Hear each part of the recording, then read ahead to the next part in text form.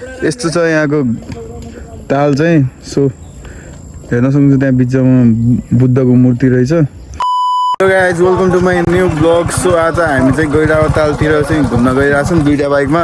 So हामी 4 जना छौँ, यहाँ 2टा बाइक छ। सो फाइनल त्यही नै हो। अब यहाँदेखि गाइजहरू कुनै केटी छ भने पटाइदिने के, हामीलाई त 4 जना बिस्तारै बिस्तारै एक्लै गइरहेछौँ। केटी छैन, अब के गर्ने त। गाह्रो छ केटाहरूलाई, फेरि केटी नै चाहिन्छ। एक्लै घुम्नै मन लाग्दैन अरे भन्छन्। त्यही नै अब गइन्छ। अब यहाँदेखि म्याक्सिमम् आधी घन्टा जति लाग्छ, आधी घन्टा 45 मिनट जति लाग्छ। सो अब यहाँदेखि अब हामी हिँडिन्छ। अब के हुन्छ, अब कता के गरिन्छ सबै भ्लगमा हेरिहाल्नुहुन्छ। सो अब हामी यहाँदेखि निस्किन लाग्छौँ। सो फाइनली निस्किन्छौँ अब गाई।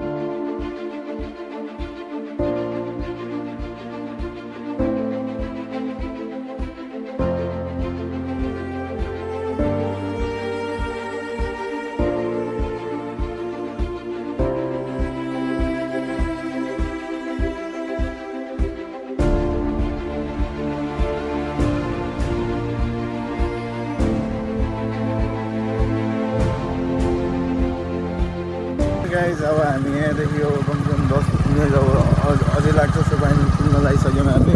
सो यस्तो छ यताको भ्यूहरू। सो केटाहरू पछाडि आइरहेको छौँ। सो हामी अलि अगाडि गएर गइरहेछौँ। त्यही नै के रहेछ फर्स्ट टाइम हामीलाई आएको छैन। सो अब यसो हेरौँ हाम्रो पनि कसो रहेछ भनेर। सो यो गाउँहरू हेर्न सक्नुहुन्छ। सो यस्तो छ यहाँको महल चाहिँ केटाहरू पछाडि आइरहेछन्। सो त्यही नै हो। यहाँ हेर्न सक्नुहुन्छ गाउँहरू यस्तै छ बाटोमा पर्ने। सो दोस्तले गाडी चलाइरह।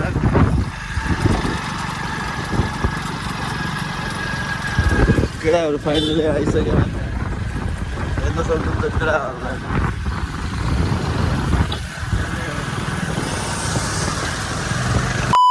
सो फाइनली गाइज हामी गैरावा ताल पनि पुगिसक्यौँ। सो हेर्न सक्नुहुन्छ यस्तो छ।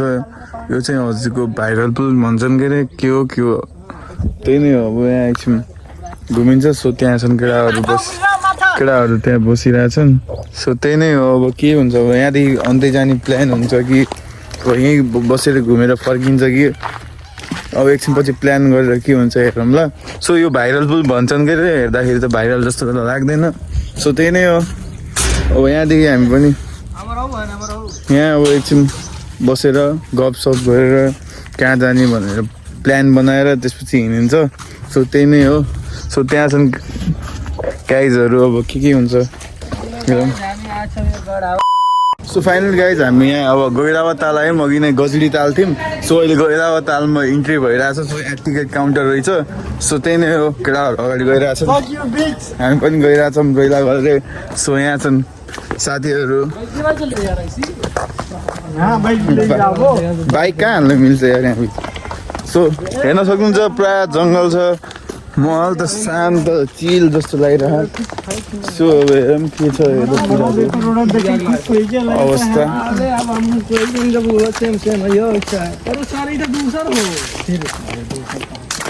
त्यही नै हो। हेर्न सक्नुहुन्छ यस्तो छ जङ्गलहरू। सो त्यही नै हो। अगाडि एउटा ताल जस्तो छ। सो त्यही हामी जान लाग्यौँ। आधी घन्टा यहाँ पनि आउनलाई त्यहाँदेखि आधी घन्टा जति लाग्यो। यहाँ ब्लग बनाउँदाखेरि पनि एकजनालाई जलन फिल भइरहेको छ। जलन फिल भयो, भाइरल भयो कि म धेरै, त्यही भएर धेरै गाह्रो भयो कि केटाहरू। सो त्यही नै हो। हामी पुगिसकेछौँ।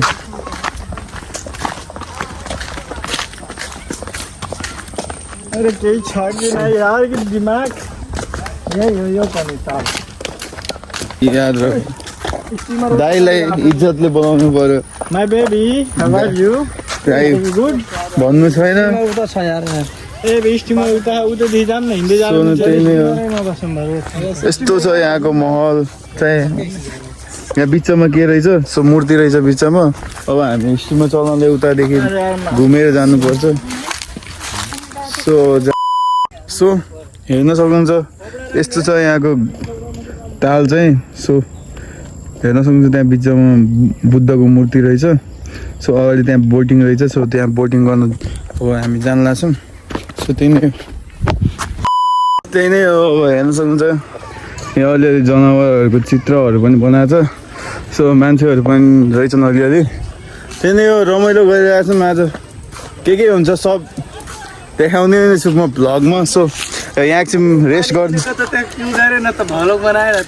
सो एकछिन हामी रेस्ट गरिरहेछौँ सो एकछिन गएर त्यहाँ फोटोसोटो खिचिन्छ अनि अगाडितिर के बोटी सोटिङ गरिन्छ त्यसपछि फर्किन्छ होला सो त्यही नै हो सो अब कहाँ गइन्छ हेर यहाँदेखि अब जाम सिटलमा एकछिन बसौँ अब के हुन्छ हेलो गाइस हामी आइसक्यो टिकटक बनाउन सो त्यही नै हो अब सँगै टिकटक बनाउनु पाएको राम्रो हुन्छ यो कति ठुलो हुन्छ के के हो त्यो फेरि? अब हेर्ने सिन छ के हो त्यो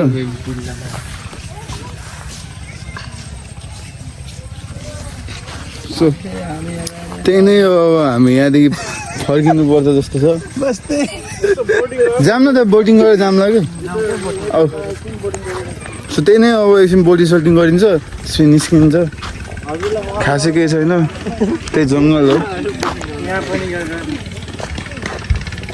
फेरि टिकटकहरू पनि बनाउनु पर्छ त्यही नै हो के हुन्छ अब यहाँदेखि यहाँ छन् केटाहरू आइरहेछन् सो त्यही नै हो सो हेर्न सक्नुहुन्छ बोट पनि आएको छ सो हामी पनि अब एकछिन बोटिङ गरिन्छ होला सो हेर्न सक्नुहुन्छ बोट पनि आइसक्यो सो अब हामी पनि एकछिनमा बोटिङ सोटिङ गरिन्छ अनि त्यसपछि फर्किन्छ होला सो त्यही नै हो A few moments later.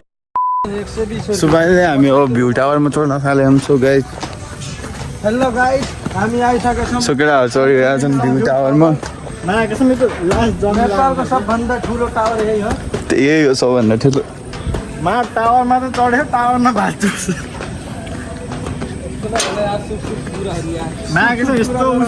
So भ्यूहरू यस्तो देखिरहेको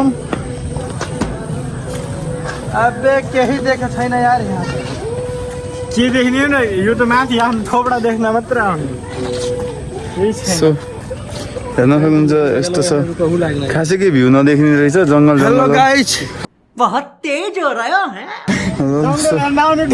त्यही नै अब यहाँदेखि फर्किन्छ यस्तो घाम छ A few moments later.